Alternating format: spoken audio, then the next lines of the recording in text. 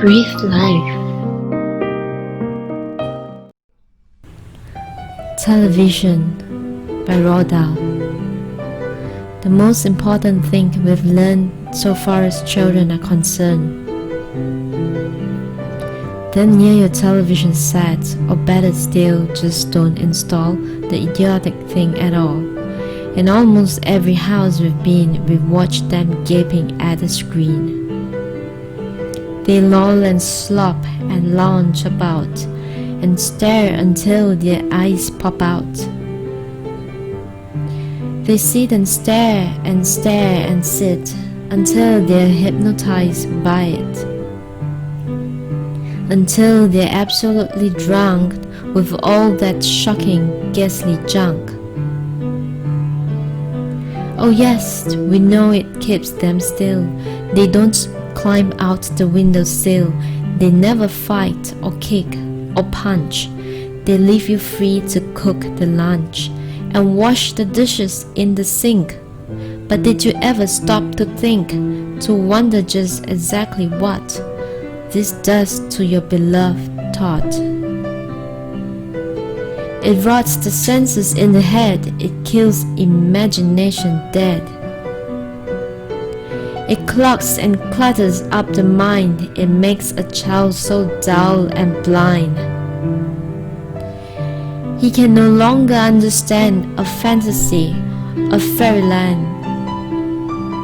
His brain becomes as soft as cheese. His powers of thinking rust and freeze. He cannot think, he only sees. All right, you cry. All right, you say. But if we take the set away, what shall we do to entertain our darling children? Please explain. We answer this by asking you, what used the darling wants to do? How used they keep themselves contented before this monster was invented? Have you forgotten? Don't you know? We'll say it very loud and slow. They used to read. They read and read and read and read, and then proceed to read more. Great Scott, gazooks, one half their lives were reading books. The nursery shelves held books galore. Books cluttered up the nursery floor. And in the bedroom by the bed, more books were waiting to be read.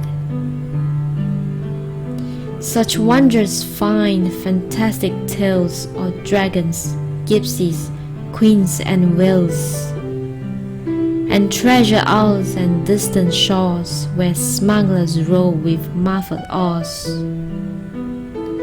and pirates wearing purple pants and sailing ships and elephants, and cannibals crouching round the pot, stirring away at something hot. The younger ones had Beatrix Potter with Mr. Todd the dirty rotter,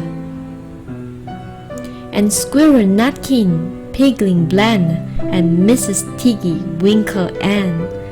Just how the camel got his hump, and how the monkey lost his rump, and Mr. Toad, and bless my soul, that's Mr. Rat and Mr. Mole. Oh books, what books they used to know, those children living long ago. So please, oh please, we beg, we pray, go throw your TV set away, and in its place you can install a lovely bookshelf on the wall. Then fill the shelves with lots of books, ignoring all dirty looks.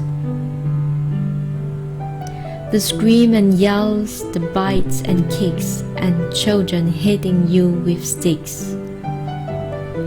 Fear not, because we promise you that in about a week or two of having nothing else to do, they now begin to feel the need of having something to read.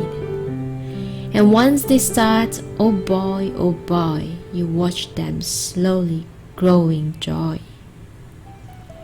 that fills their hearts. They've grown so keen, they wonder what they'd ever seen in that ridiculous machine, that nauseating, foul, unclean, repulsive television screen. And later, each and every kid will love you more for what you did. Want more of this? Don't forget to hit the like button and subscribe to my channel. Thank you for watching. Brief